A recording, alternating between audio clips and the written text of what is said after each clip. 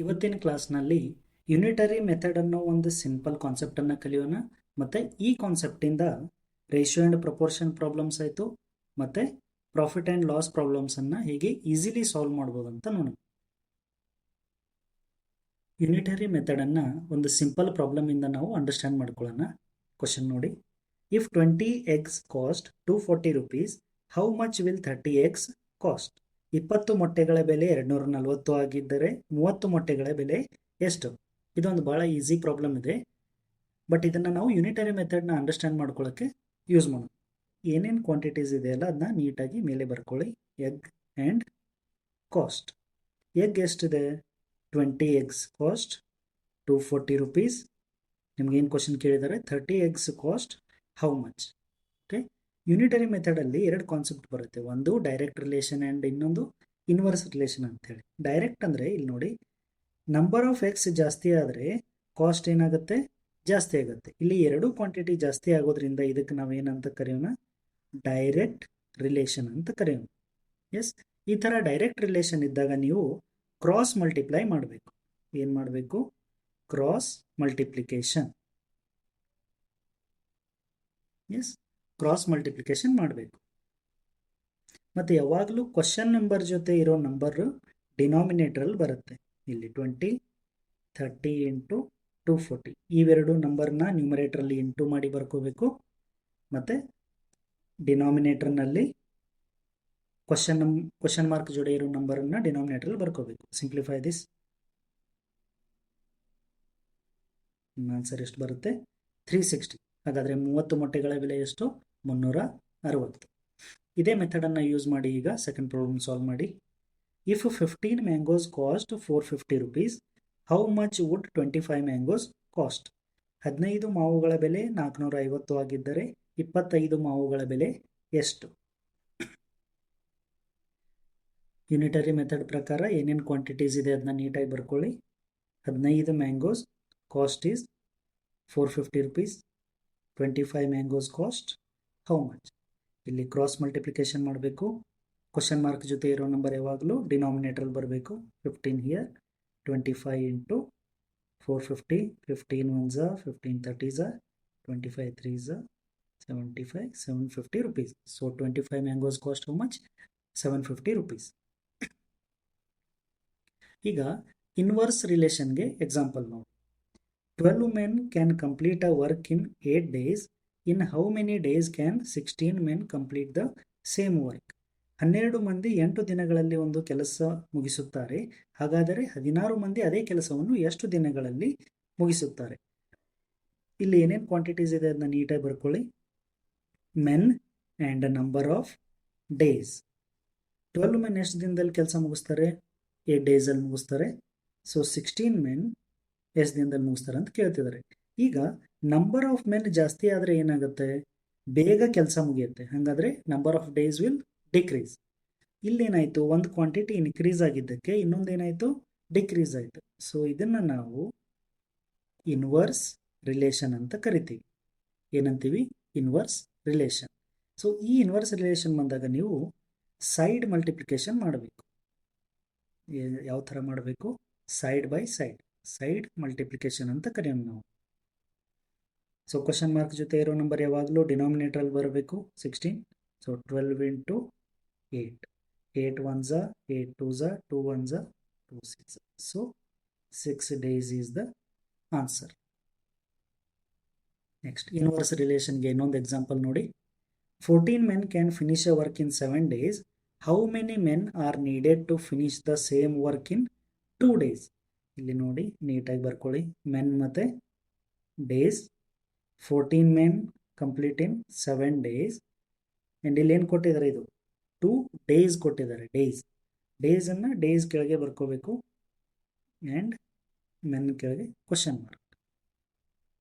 So ಇದು inverse relation ಆಗಿರೋದ್ರಿಂದ ನಾವು ಸೈಡ್ ಬೈ ಸೈಡ್ ಮಲ್ಟಿಪ್ಲೈ ಮಾಡ್ತೀವಿ. ಕ್ವಶನ್ ಮಾರ್ಕ್ ಇರೋ ಜೊತೆ ಇರೋ ನಂಬರನ್ನು ನೀವು ಡಿನಾಮಿನೇಟ್ರಲ್ಲಿ ಬರ್ಕೋಬೇಕು.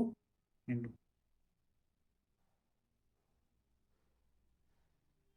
14 into 7 numerator. 2 1s, 2 7s. The answer is 49 men. ಸೊ 49 ಮೆನ್ ಇದ್ದರೆ 2 ಡೇಸಲ್ಲಿ ವರ್ಕ್ ಕಂಪ್ಲೀಟ್ ಆಗುತ್ತೆ. ಈಗ ಇದೇ ಯೂನಿಟರಿ ಮೆಥಡ್ನ ಯೂಸ್ ಮಾಡಿಕೊಂಡು ನಾವು ರೇಷಿಯೋ ಆ್ಯಂಡ್ ಪ್ರಪೋರ್ಷನ್ ಪ್ರಾಬ್ಲಮ್ಸ್ನ ಕೂಡ ಈಸಿಲಿ ಸಾಲ್ವ್ ಮಾಡ್ಬೋದು. ಯಾವ ಥರ ಅಂತ ನೋಡೋಣ. ಕ್ವಶನ್ ಓದಿ. The ratio of the length to the width of a rectangle is 5:2. If the width is 14 metres find the length. ಒಂದು ಆಯತಾಕಾರದ ಉದ್ದ ಮತ್ತು ಅಗಲದ ಅನುಪಾತ 5:2, ಅಗಲ 14 ಮೀಟರ್ ಆಗಿದ್ದರೆ ಉದ್ದವನ್ನು ಕಂಡುಹಿಡಿಯಿರಿ. ಸೊ ಇಲ್ಲಿ ಕೊಟ್ಟಿರೋದೇನು? ಲೆಂತ್ ಮತ್ತು ವಿಡ್ತ್. ಲೆಂತ್ 5 ಇದ್ದಾಗ ವಿಡ್ತ್ ಎಷ್ಟು ಇರುತ್ತೆ ಅಂತ ಹೇಳಿದ್ದಾರೆ? 2. ಇದು ರೇಷಿಯೋ ಅಂದರೆ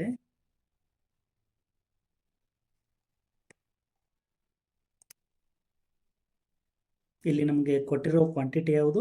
ವಿಡ್ತ್ ಅನ್ನು ಕೊಟ್ಟಿದ್ದಾರೆ 14 ಮೀಟರ್ಸ್ ಅಂತೇಳಿ. ಅದನ್ನ ವಿಡ್ತ್ ಕೆಳಗೆ ಬರ್ಕೊಳ್ಳಿ. ಮತ್ತು ಕ್ವಶನ್ ಏನಿದೆ? Find the length. ಲೆಂತ್ ಕೆಳಗೆ question mark, cross multiply. Question mark ಇರೋ ಜೊತೆ ನಂಬರ್ ಯಾವಾಗಲೂ ಡಿನಾಮಿನೇಟ್ರಲ್ಲಿ ಬರುತ್ತೆ. So 5 × 14, 2 1s 2, 7s.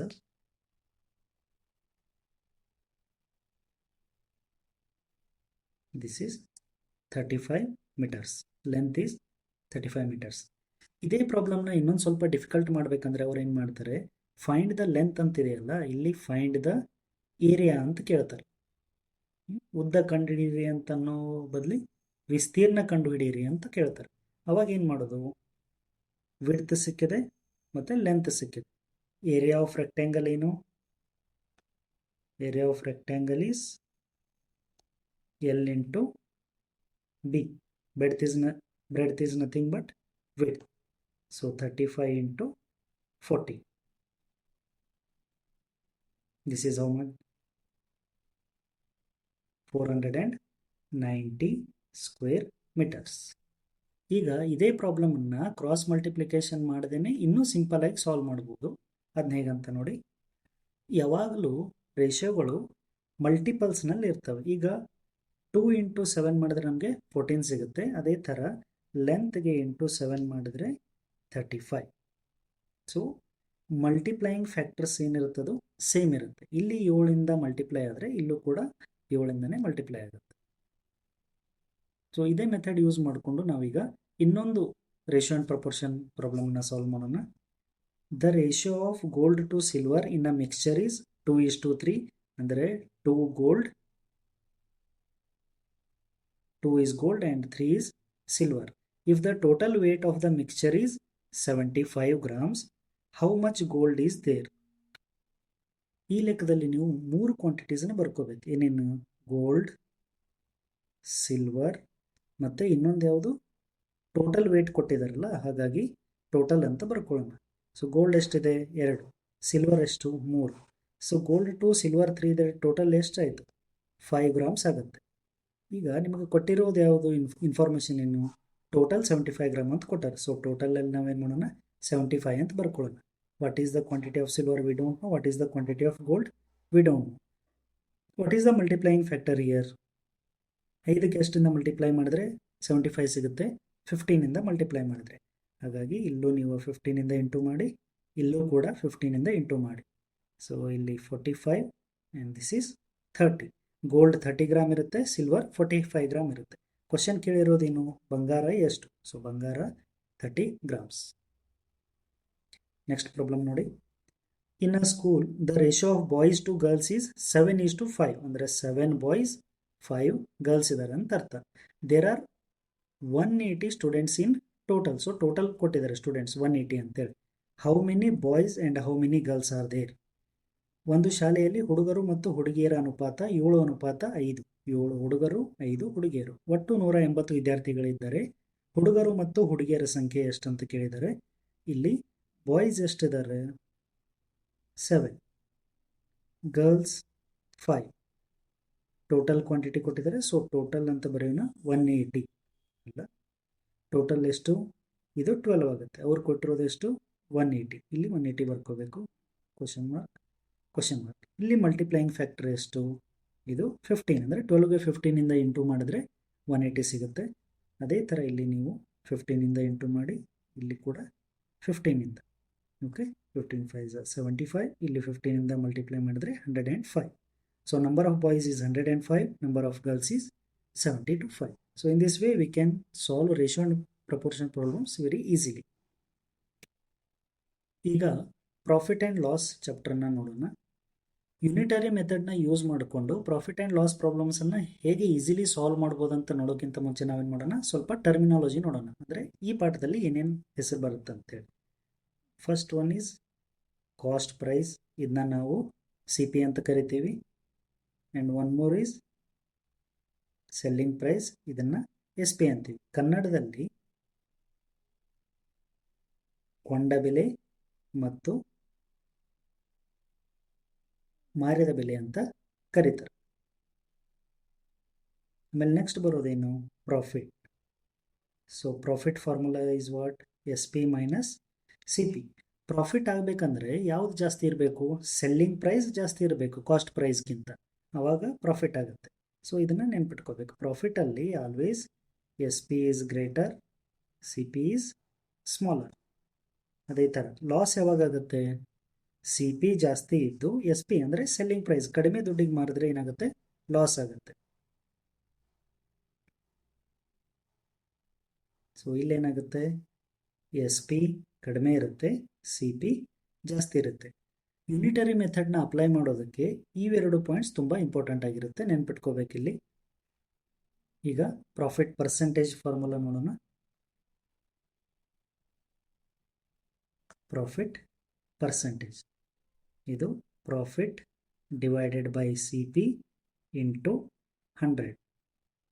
Loss percentage formula ಏನು, loss divided by C P into 100. So simple ಡೈರೆಕ್ಟಾಗಿ ಪ್ರಾಫಿಟ್ ಪರ್ಸೆಂಟೇಜ್ ಕೇಳಿದ್ರೆ ಇದು ಯೂಸ್ ಮಾಡ್ಬೋದು, ಲಾಸ್ ಪರ್ಸೆಂಟೇಜ್ ಕೇಳಿದ್ರೆ ಈ ಫಾರ್ಮುಲಾ ಯೂಸ್ ಮಾಡ್ಬೋದು. ಇನ್ನು ಡಿಫಿಕಲ್ಟಿ ಯಾವಾಗತ್ತಂದರೆ ಪ್ರಾಫಿಟ್ ಪರ್ಸೆಂಟೇಜ್ ಅವರೇ ಕೊಟ್ಟು ಸಿ ಪಿ ಕೊಟ್ಟು ಎಸ್ ಪಿ ಎಷ್ಟು, ಅಥವಾ ಲಾಸ್ ಪರ್ಸೆಂಟೇಜ್ ಕೊಟ್ಟು ಸಿ ಪಿ ಕೊಟ್ಟು ಎಸ್ ಪಿ ಎಷ್ಟು, ಈ ಥರ ಕ್ವಶನ್ಸ್ ಬಂದಾಗ ಡಿಫಿಕಲ್ಟ್ ಆಗುತ್ತೆ. ಸೊ ಅದನ್ನು ಈಸಿಲಿ ಯಾವ ಥರ ಸಾಲ್ವ್ ಮಾಡೋದಂತ ನೋಡೋಣ ಯುನಿಟರಿ ಮೆಥಡ್ನ ಯೂಸ್ ಮಾಡ್ಕೊಂಡು. ಈ ಕ್ವಶನ್ ನೋಡಿ, a shopkeeper buys a bag for 1500 and sells it at a profit of 25%. ಇಲ್ಲೇನು ಕೊಟ್ಟಾರ, ಪ್ರಾಫಿಟ್ ಪರ್ಸೆಂಟೇಜ್ ಕೊಟ್ಟಿದ್ದಾರೆ 25% ಅಂತೇಳಿ. ಏನು ಕೇಳಿದ್ದಾರೆ, what is the selling price, S P ಕೇಳಿದ್ದಾರೆ. ಅಂಗಡಿಗಾರನು 1500ಕ್ಕೆ ಚೀಲವನ್ನು ಖರೀದಿಸಿ 25% ಲಾಭದಲ್ಲಿ ಮಾರುತ್ತಾನೆ, ಹಾಗಾದರೆ ಮಾರಾಟದ ಬೆಲೆ ಎಷ್ಟು ಅಂತ ಕೇಳಿದ್ದಾರೆ. ಓಕೆ, ಇದನ್ನು ಯಾವುದೇ ಫಾರ್ಮುಲಾ ಇಲ್ಲದೆ ಈಸಿಯಾಗಿ ಹೆಂಗೆ ಸಾಲ್ವ್ ಮಾಡೋದಂತ ನೋಡಿ. ಏನು ಮಾಡಬೇಕು, ಸಿ ಪಿ ಮತ್ತು ಎಸ್ ಪಿ ಅಂತ ಬರ್ಕೊಳ್ಳೋದು. ಈ ಥರ ಯುನಿಟರಿ ಮೆಥಡ್ ಅಪ್ಲೈ ಮಾಡುವಾಗ ಈ ಥರ ಪ್ರಾಬ್ಲಮ್ಸಲ್ಲಿ ಸಿ ಪಿನ ಆಲ್ವೇಸ್ 100 ಅಂತ ಇಟ್ಕೊಳ್ಳಿ. Okay, keep C P as 100 always. ಈಗ ಇಲ್ಲಿ ನೋಡಿ, ಪ್ರಾಫಿಟ್ ಆಗಿದೆ ಅಂದರೆ ಎಸ್ ಪಿ ನಮ್ದು ಏನಿರುತ್ತೆ, ಸಿ ಪಿಗಿಂತ ಜಾಸ್ತಿ ಇರುತ್ತೆ. ಅದಕ್ಕೆ ನಾವೇನು ಮಾಡೋಣ, ಪ್ರಾಫಿಟನ್ನು ಇಲ್ಲಿ ಏನು ಮಾಡ್ತೀವಿ, ನಾವು ಪ್ಲಸ್ ಮಾಡ್ತೀವಿ. ಹಾಗಾದರೆ ಎಸ್ ಪಿ ಎಷ್ಟಾಗುತ್ತೆ, 125. ಅಂದರೆ 100 ಸಿ ಪಿ ಇದ್ದಾಗ ಎಸ್ ಪಿ ಎಷ್ಟಿರುತ್ತೆ, 125 ಇರುತ್ತೆ. ಇಲ್ಲಿ ನಮಗೇನು ಕೊಟ್ಟಿದ್ದಾರೆ, ಸಿ ಪಿ ಕೊಟ್ಟಿದ್ದಾರೆ 1500 ಅಂತೇಳಿ, ಅದನ್ನ ಸಿ ಪಿ ಕೆಳಗೆ ಬರ್ಕೊಳ್ಳಿ. ಮತ್ತು ಕ್ವಶನ್ ಏನು, ಎಸ್ ಪಿ ಎಷ್ಟು ಅಂತೇಳಿ. ಸೊ ಇಲ್ಲಿ question mark, cross multiplied 1500 into 125 divided by 100. The 0 gets cancelled. Multiply this.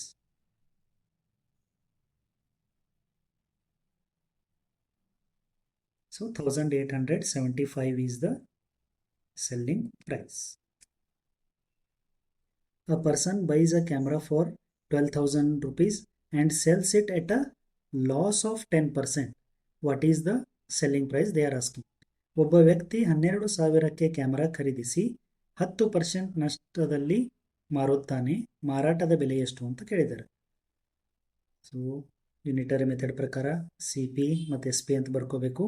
Always keep C P as 100. So loss ಆಗಿದೆ, ಹಾಗಾದರೆ ಎಸ್ ಪಿ ಏನಿರುತ್ತೆ, ಸಿ ಪಿಗಿಂತ ಕಡಿಮೆ ಇರುತ್ತೆ. 10% ಲಾಸ್ ಅಂದರೆ ಎಸ್ ಪಿ ಎಷ್ಟಾಯಿತು, 90 rupees ಆಯಿತು. ಈಗ 12,000 ಕೊಟ್ಟಿದ್ದಾರೆ, ಇದೇನಿದು 12,000, that is CP, right? Here and question mark, cross multiplied 12,000 into 90 divided by 100. 0 gets cancelled. Multiply this It is 10,800 is SP. See the next question. A shopkeeper sells a sofa for 6,900 at a profit of 15%. ಇದು sells a sofa for, ಇದೇನಿದು SP ಕೊಟ್ಟಿದ್ದಾರೆ. ಏನು ಮತ್ತೇನು ಕೊಟ್ಟಿದ್ದಾರೆ? Profit percentage. Question ಕೇಳಿರೋದೇನು? What was the cost price? CP ಎಷ್ಟು ಅಂತ ಕೇಳ್ತಿದ್ದಾರೆ. ಅಂಗಡಿಗಾರನು 6,900ಗೆ ಸೋಫಾ ಮಾರುತ್ತಾನೆ ಮತ್ತು 15% ಲಾಭವನ್ನು ಗಳಿಸುತ್ತಾನೆ. ಖರೀದಿಸಿದ ಬೆಲೆ ಎಷ್ಟು ಅಂದರೆ CP ಎಷ್ಟು? ಇಲ್ಲಿ ನೋಡಿ, ಇದು ಸೋಫಾ ಮಾರುತ್ತಾನೆ, ಹಾಗಾದರೆ ಇದೇನಿದು? ಮಾರಿದ ಬೆಲೆ. ಸೇಮ್ ಮೆಥಡ್, CP ಮತ್ತು SP ಅಂತ ಬರ್ಕೋಬೇಕು. CP ಆಲ್ವೇಸ್ 100 ಇರುತ್ತೆ. ಪ್ರಾಫಿಟ್ ಆಗಿರೋದ್ರಿಂದ SP ಎಷ್ಟಾಗುತ್ತೆ? 115. ಪ್ರಾಫಿಟ್ ಆಗಿದ್ದರೆ ಏನು ಮಾಡಬೇಕು? SP CPಗಿಂತ ದೊಡ್ಡದಿರುತ್ತೆ, ಅದಕ್ಕೆ ಇಲ್ಲಿ ಪ್ಲಸ್ ಮಾಡಬೇಕು. ಈಗ ಅವ್ರು ಕೊಟ್ಟಿರೋ ಇನ್ಫಾರ್ಮೇಷನ್ ಏನು? SP ಕೊಟ್ಟಿದ್ದಾರೆ ಎಷ್ಟು ಅಂತೇಳಿ. ಸೊ SP ಕೆಳಗೆ 6,900 ಅಂತ ಬರ್ಕೊಳ್ಳಿ, CP ಕೆಳಗೆ question mark. Cross multiply 1000 into 6,900 divided by 115. Question mark ಜೊತೆ ಇರೋ ನಂಬರ್ ಆಲ್ವೇಸ್ ಡಿನಾಮಿನೇಟರಲ್ಲಿ ಬರಬೇಕು. Simplify this. 5 20s are 5 23s are 23 1s are 23 300. So CP is how much? 6,000 rupees. ಖರೀದಿಸಿದ ಬೆಲೆ ಎಷ್ಟು ಹಾಗಾದರೆ? 6,000 ರೂಪಾಯಿ. ಲಾಸ್ಟ್ ಕ್ವಶನ್ ನೋಡಿ. A woman sells a TV for sells ಅಂದರೆ ಸೆಲ್ಲಿಂಗ್ ಪ್ರೈಸ್ ಇದು 22,000 rupees at a loss of 12%. What is the cost price? CP ಎಷ್ಟು ಅಂತ ಕೇಳಿದ್ದಾರೆ. ಮಹಿಳೆ 22,000ಕ್ಕೆ TV ಮಾರುತ್ತಾಳೆ, ಓಕೆ, ಮತ್ತು 12% ನಷ್ಟ ಹೊಂದುತ್ತಾಳೆ. ಹಾಗಾದರೆ ಖರೀದಿಸಿದ ಬೆಲೆ ಎಷ್ಟು ಅಂತ ಕೇಳ್ತಿದ್ದಾರೆ. ಈ ಮೆಥಡಲ್ಲಿ ಆಲ್ವೇಸ್ CP SP ಅಂತ ಬರ್ಕೋಬೇಕು. Keep CP as 100. ಲಾಸ್ ಆಗ್ತಿದೆ, ಹಾಗಾದರೆ SP ಏನಿರುತ್ತೆ? CPಗಿಂತ ಕಡಿಮೆ ಇರುತ್ತೆ. 100 - 12 is 88. ಈಗ ಇಲ್ಲಿ ಇನ್ಫಾರ್ಮೇಷನ್ ಕೊಟ್ಟಿರೋದು ಯಾವುದಿದು? SP. ಸೊ SP ಕೆಳಗೆ ಬರ್ಕೊಳ್ಳಿ 22,000. CP ಎಷ್ಟು ಅಂತ ಕೇಳಿದ್ದಾರೆ. Cross multiply this. 100 into 22,000 divided by 88. Okay, simplify this.